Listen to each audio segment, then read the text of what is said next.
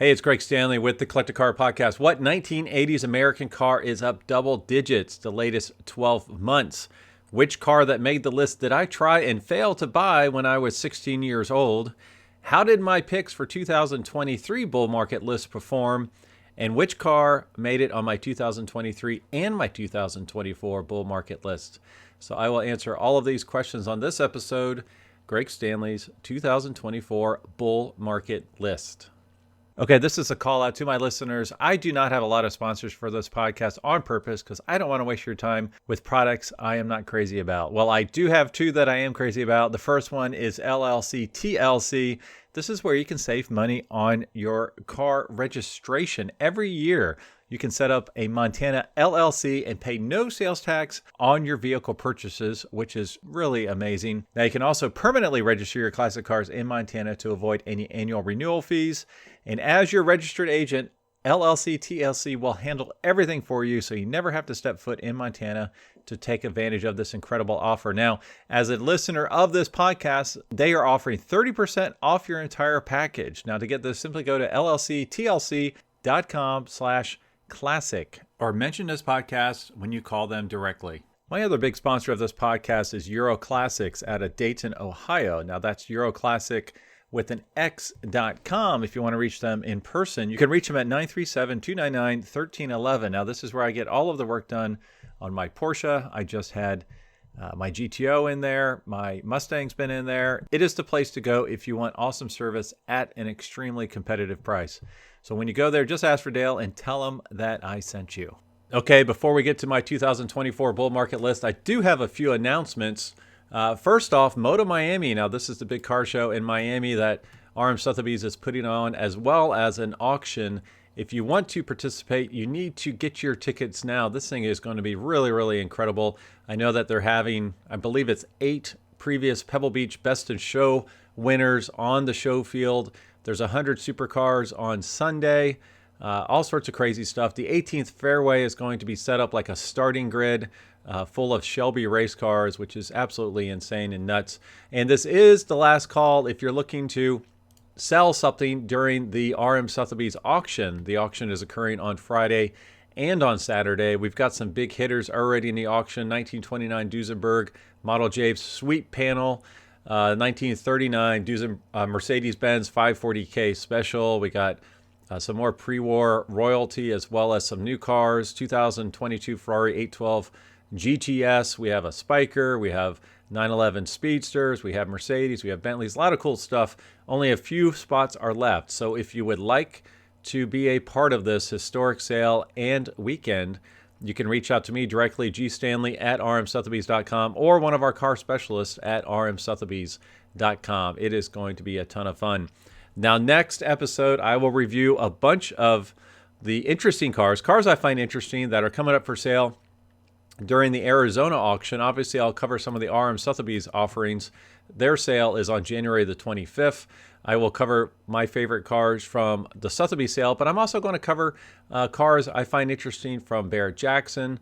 I am going to cover some of the cars from the Mecum Kissimmee sale, which is actually occurring right now. There's some very interesting things happening there. So that will be next week's episode. If you're watching this on YouTube, please like and subscribe and share with your friends. I have a lot of subscribers, but I don't have a ton of likes when it comes to this podcast. So hopefully you like what I'm doing. Please share with others so I can continue doing this. Be sure to stay to the end of this podcast because I will cover Hagerty's 2024 bull market list. That is where I got the idea for my own list. But before we go into 2024, I do want to review 2023. Now, I'm not going to show pictures of every car I'm going to cover here. If you're watching on YouTube, some of the pictures might not perfectly align. For example, the car I picked was a 2022 R8, but the 4.2 liter model. For 2023, the picture I'm showing you is the V10, only because I couldn't find a good picture of the V8 version. Exterior-wise, they look exactly the same. So there will be a couple differences when you're looking between what I'm stating and the images you see online, but nothing major. So the Audi R8, the V8 version I picked as a winner for 2023. It is actually down 4.4%, so I swung and missed on that one a little bit. Now, my caveat for this is that the entire car market is declining right now. So, in a typical year, if you're slightly down, that a typical year would be pretty much flat or slightly up. Everything's down, so I think minus 4.4% is a little bit of a win. The next car from my bull market list is a 2014 Cadillac CTSV. Now, this one was actually flat for 2023, not down at all, but not up either. So that was a little bit surprising on that one. Next, I picked a 1979 Volkswagen Transporter van. That was down 6.3. And the next one for my 2023 bull market list was this 2011 Mercedes-Benz SLS AMG. Now, this one has gone up tremendously in the last 4 years. For 2023, it was actually down 4.1%. That did really surprise me because these are becoming pretty iconic. They show up at all the auctions. So the fact that they are down just shows that they were up so much over the last year and a half, 2 years. Very, very beautiful car. Love the gull wings. This particular example, which was from RM Sotheby's Fort Lauderdale sale in 2022, is a great color combination, silver with red interior. The next few picks, I do not have pictures for them, but it is a 2001 Acura Integra Type R, up 12.7% in 2023. The next three were flat. My 1989 Ford F-150 half-ton, 1979 Mazda RX-7 GS was flat, as well as the 2004 Chevrolet Corvette Z06 Commemorative Edition was also flat. The 2002 Subaru Impreza WRX was up 13.5%. That is a big winner. And this one from my 2023 bull market list really surprised me. This 1999 Nissan Skyline GTR V-Spec. Now this one was up over 86% over the latest 4 years. In the latest 1 year, latest 12 months, it's actually down significantly, 13.6%. Now, one reason for this might be the influx of R34 models. So the R33s, R32s maybe have taken a little bit of a hit as more and more of those have come into the marketplace from Japan. And that might affect these prices a little bit, down $60,000, latest 12 months, 13.6%. Now, the next few I do not have pictures for. The 1972 365 GTB4 Daytona, down 1.9%. This next one surprised me. 2018 Tesla Roadster, down 9.3%. The 2011 Porsche 911 Carrera S was flat. And then the 1989 Alfa Romeo Spider Graduate was down 16.8%. And my last pick for the 2023 bull market list was the 1990 Chevrolet 454 SS pickup truck. That one was actually up 4.7%. So if you look at all the cars I picked for 2023, a couple of them were up significantly. Most of them were flat. A few of them were down. I netted out minus 4% for my 2023 picks. So not stellar results. Hopefully I will do better on my 2024 picks. Okay, so it's time to kick off my 2024 bull market list. The first one on the list is a 1998 Acura Integra Type R. Now, I did pick a earlier version, 2001 Type R for 2023. So this is the one I'm repeating for 2024. If you look at the market trends, they're up significantly. Latest 1 year, up 14.5%, $93,900 in number one condition. 65.5 in number two condition, up 4%. I just feel like these Acuras will continue to increase. I think they will buck the trend a little bit when it comes to overall market trends. The market may be down, but I think these will outpace them a little bit. So that is my first pick. My second pick is a car that is in my garage, 1966 Pontiac GTO. Now, this might not be a wise pick from a mindset. It's more from the heart than from the mind. The reason I picked this one, and you can see the results for the latest 12 months, down 18.6%, 18.3% latest 12 months. Seems like a bad choice, but I feel like there's a resurgence for muscle cars, specifically 1960s muscle cars, that I think will take effect in 2024. So you could apply this not just to the GTO, but I think muscle cars in general will appreciate a little bit or not decline as much as the overall market when it comes to 2024. Now this one you get plus 15% for AC, plus 15% for 4-speed, plus 10% for the inner fender liners, which my car actually has all three of those, which is pretty cool. So that will be interesting to watch over the next 12 months. The next car on my list is a 2016 Porsche 911 Carrera S. Now I picked this car because, and I've got the pictures I have are from cargurus.com, so thank you for them for having such a great website. When I did a national search, there were only 7 of these cars available, at least on Car Guru's website, and only one of them was a manual transmission car. And the reason I picked this is the last naturally aspirated 911, not counting obviously the turbo has turbos, but this is the last most powerful naturally aspirated 911 available. 2016 was the last year, so I feel like these will appreciate maybe not just in the next 12 months, but I think this is a long-term investment. This one will be hard to quantify because they're not in any of the valuation databases yet. Okay, the next one I'm picking for my 2023 bull market list is a 2002 Ferrari 512M Maranello. Now, latest 1 year up 21.2%. Number one Concours condition is $200,000. You add 125% if it is a manual car. Now, you'll see soon I'm going to pick up my top cars. If I had $1 million to spend and one of these makes it into the list, but it's an automatic because they're so much cheaper than the 6-speed. So these cars are, the epitome of analog supercars. It's a front engine V12, especially with the manual. I think these will just continue to go up in price. You can see just based on these recent market trends, they are definitely outperforming all the other indicators that are occurring right now. My next pick for my 2024 bull market list is a 1999 Ferrari 360. So this is the second Ferrari on my list. Number one condition, up 5.8% the latest 12 months, $110,000 Concours condition rating. I picked this particular car because as I'm in the Ferrari world, I hear a lot of scuttlebutt going on about these cars and how they are the one to have this, or the later iterations, the 430, because they're just kind of that sweet spot where you don't have the headaches of an engine out servicing like you do on the 355, but you also don't have the incredible prices of some of the later cars and the complexity of the later cars. So I think this generation, the 1999 to 2005 Ferrari 360 is a sweet spot, and I think they will appreciate in 2024. My next pick is going to be an interesting one. This is the nostalgia 1980s trend, and I'm pulling my information here, pictures from Wikipedia, because this is actually a difficult one to find. But it's the Volvo 200 series, 240 series, 260 series that ran from 1974 to 1993. If you can find one of these, sedan, especially a wagon, I feel like those are definitely ones to get now while you can.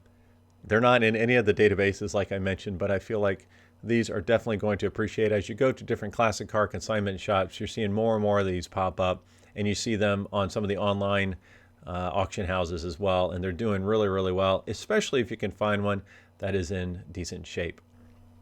All right, my next pick for 2024 bull market list is the Mercedes-Benz W123 series. For this example, I pulled up a 1976 280S. That's the 6-cylinder. It's not the diesel. Number one condition, $39,600. Latest 12 months, it has been flat. I just think these are so iconic, so beautiful. I have some past history with these, as my dad attempted to restore one, and he flipped one back in the early 1980s. So I have fond memories of these. I think they're so iconic, so classic looking, so beautiful and timeless. The wagons are worth the most, I would say, but any of these are really, really cool. I would love to put one of these in my garage in the next 12 months. So if you know of a really nice one, really pristine one that maybe is for private sale, please shoot me a note. Okay, we have a few more here for my 2024 bull market list. This next one is probably going to surprise a bunch of folks. 1986 Suzuki Samurai Convertible Sport. Now, latest 12 months, these are flat if it's in number one condition. Strangely enough, in number two condition is up 26.9%. Number one condition, $28,500. Plus $1,000 for the removable hardtop. These are almost, they just yell 1980s, early 1990s. There's definitely a trend going on with these cars and trucks from this era appreciating quite a bit. This is a robust 4-cylinder, just a cool little quirky Japanese car. That's why it's appreciating. People are really beginning to appreciate them. The problem with these is, trying to find one that's not rusted out. So if you can find any Suzuki Samurai in great shape with low mileage, grab it while you can. Okay, my next pick I know will surprise some folks for my 2024 bull market list. 1957 Chevrolet Bel Air. I'm picking the two-door coupe, but honestly I think any of them will do decent in 2024. These have been down for such a long time. Latest 12 months they're actually flat. Number 3 condition, there's been a slight increase, plus 5% on these. Minus 20% for a 6-cylinder, plus 15% for factory AC. You would definitely want a factory 283 V8 version, and these are just timeless. They're iconic.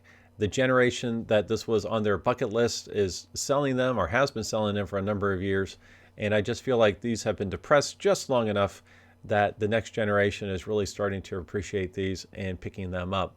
There's a point that cars depreciate to where it just makes sense to buy them, and I think that these have pretty much reached that. I would also say the same for 55 to 57 Thunderbirds as well. So keep an eye on those for 2024.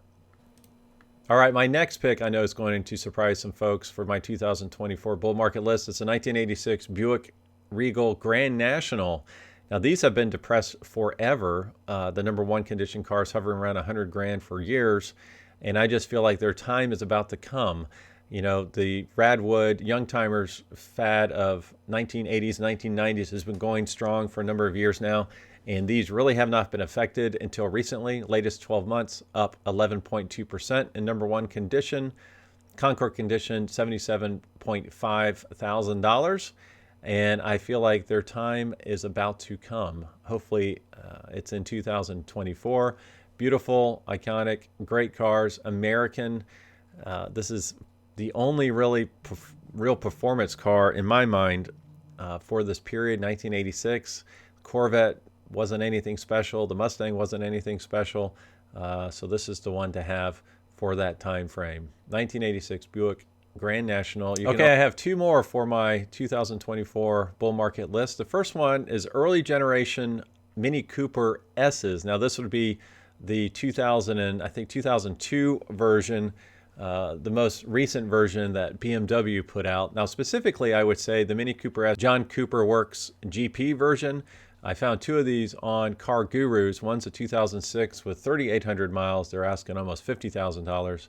The other one is also a 2006 with 22,000 miles. Again, they're asking about $48,000. But I feel like any of the Cooper S's will appreciate if they're low mileage. And that's the key point, is trying to find one that is low mileage. Now, as I look through the national database for the earlier ones, finding something under 20,000 miles is about impossible. So that is what you want to look for if you're looking for one of these S models. All right, the last car for my picks for 2024, again, this will be a surprise one probably, is the first generation Toyota MR2. Now, I picked the 1987 version, number 1 Concord condition, up 10%, $34,100 for number 1 condition, minus 20% for an automatic transmission. These are just cool. They have that angular style. They look pretty neat. This is the car that I tried to buy when I was 16. It was a red one, so I might have been a little bit older. I was probably 18 when I tried to buy one. So this car was a couple years old at the time, and there was a $4,000 radio in it. He was asking $4,500 for the car. I asked him, could you take out the radio so I could pay $2,500 for the car, because I couldn't afford more than $2,500. And he would not do it, so I had to pass on it. But I thought it was such a neat little car. So that's my picks for 2024. I will recap this next year. Same time, and tell you how my picks fared. Now, if you would, stay tuned, because I'm going to cover Hagerty's picks, which they do have a lot more data to back up their picks, including insurance data. So let's get to that. Okay, Hagerty's first pick kind of surprised me and kind of did not surprise me. 1989 Lamborghini Countach 25th anniversary. These have been getting a lot of press lately, mostly because of the Wolf of Wall Street sale.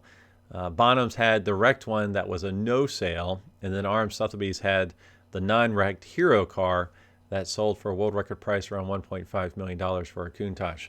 All right, Hagerty information. Highs, a genuine icon with 7,000 RPM V12. Those crazy doors, your chance to meet dozens of strangers every time you stop.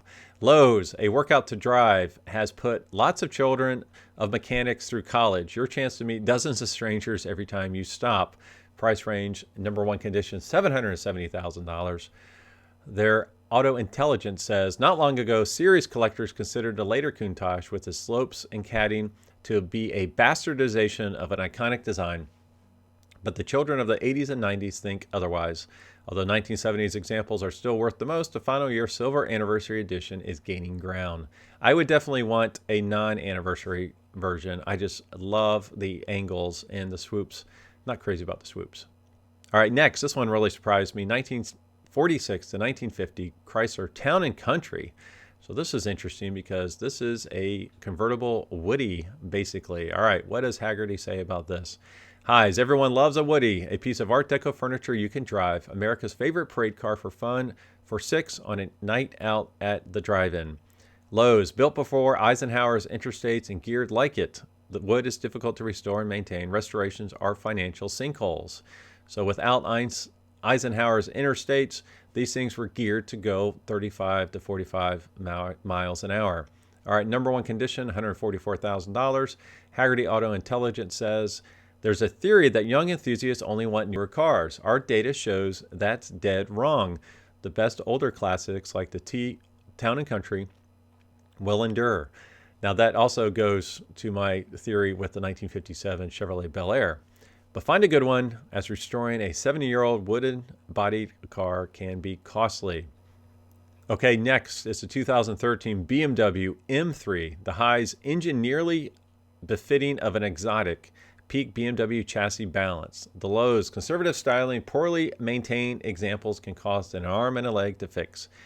Number one condition, $65,800. Hagerty Auto Intelligence says, interest from young enthusiasts is a factor for all bull market cars, but is absolutely the factor favoring this M3. The kids are not only shopping for the car, but are also consistently willing to pay more for it than older folks. Meanwhile, the aftermarket has come up with fixes for many of the mechanical durability issues. Okay, next is the 1997 Mitsubishi Pajero Evolution. Now this is a Japanese domestic car, right-hand drive, sport ute. All right, highs. There's no kind of cool like JDM cool. Handles far better than your typical SUV, a rolling piece of obscure motorsport history that can also carry a sheepdog. Lows. Lots of money that will buy respect from only a select few. Aging Japanese cars tend to have slim parts availability in general, likely has quite a few bits of unobtainium. Number one price is $70,000. And Hagerty Auto Intelligence says Japanese domestic market cars were once unattainable for all but the most determined enthusiasts due to the logistics of importing them. In recent years, though, as more millennials look to make their video game dreams reality, a cottage industry has cropped up to bring JDM cars stateside. Now, these are really beautiful little sport utes. I'll scroll up here. From a sport ute perspective, they are very, very attractive looking. We have one running around locally here in Cincinnati, which is why I can make that statement. Okay, next is the 2014 Ferrari FF. Highs, grocery getting practicality with the heart of a supercar. Lows, there are prettier Ferraris. All-wheel drive service is pricey. Number one condition, $177,000. Hagerty Auto Intelligence says, two of the most striking changes in the classic car market in the past decade have been an influx of younger buyers and a shift in preference towards usable vehicles. The FF, with its youthful demographics and practicality, checks both boxes. The fact that it's a Ferrari, a relatively rare one at that, certainly doesn't hurt. I think these are very cool cars. I think the later ones, especially when they changed the name to Lusso, I think the brake lights are one of the most attractive brake light setups I've ever seen. Next is the 2006 Jaguar XK-RR. High, silky smooth, supercharged V8, sensuous good looks, particularly for the rare coupe, as cheap as a used Camry. Lows, cramped cabin, back seats for groceries only. Many were used hard. Maintenance records are essential. No manual gearbox. Number one condition, $38,900. Hagerty Auto Intelligence says the most important data point here are pretty simple. power and price. Enthusiasts of all ages love performance, and there aren't many cars that offer more of it for less money. Cost of maintenance and repair must always be a consideration with Jaguars, but the XKRR, relatively speaking, has proven reliable. This next one really surprised me. 1969 Chevrolet Impala SS, mostly because I think it's kind of an ugly car. I think the earlier Impalas, especially the 62, 63 models, were much more attractive. All right, highs, perhaps the most American of American cars. Parts aplenty, cruise night or the drags, it does both. Lows, needs a big garage. 1960s fuel appetite, likes straights more than curves. Price range, number one condition, $44,500. Hagerty Auto Intelligence says, young enthusiasts love American muscle as much as their parents do, but generally don't have the cash for the most famous models. That leads them to alternatives, including this Impala. Definitely, the 62, 63 are definitely the highest price. Well, no, second highest price. I think the bubble top from 61 would be the highest price. But yeah, going for the more affordable options. All right, next is the 1983 Jeep CJ8 Scrambler. Highs, irresistible Tonka toy looks, utility with invincibility, rare and collectible 4x4s are hot. Lows, anemic base engines, not waterproof, creaky body structure. Number one condition, $52,600. Hagerty Auto Intelligence says, off-roaders have been some of the hottest vehicles on the market in recent years. The Scrambler gives its distinctive configuration and rarity relative to regular Jeeps, has room to continue growing. Okay, here's another one that surprised me. 1964 Ford Thunderbird. Highs, styling for days in a number of configurations. Coupe convertible, sports roadster, town sedan, and landau. A comfortable ride and disc brakes. Lows, wallowing, softly sprung suspension. Not a lot of get up and go from a standing start. Price range number one, $56,400. Hagerty Auto Intelligence says, Thunderbirds from this era have long lived in the shadow of two contemporary icons from Ford Motor Company, the Mustang and the Lincoln Continental. But as those cars have climbed out of reach, younger collectors have rediscovered the charm of mid-century luxury. All right, next is another surpriser, 1997 Plymouth Prowler. Now, these have been stagnant in the marketplace for a decade. Now, high, sophisticated structural engineering, still highly affordable. Optional trailer is bizarrely cool. Lows, no V8, no manual. Interior is a little pedestrian, not especially rare, with just under 12,000 built, 1997 to 2002. Price range, number one condition, $45,500. Hagerty Auto Intelligence says, so-called resto mods, old cars with modern guts, are big business these days. Customizers regularly charge six figures to fit a fuel-injected engine, disc brakes, etc. into an old rig. It's only a matter of time before enthusiasts discover the Prowler, which is essentially a factory-built resto mod offered at a bargain price. They are pretty cool. They're not that quick. They don't have a lot of storage. They're kind of funky. I would love to have one. The purple is the iconic color, but they did come out in other colors, including red and black. Okay, that is it for this bull market episode. As always, thanks for listening. Thanks for sharing, and I will talk to all of you next week.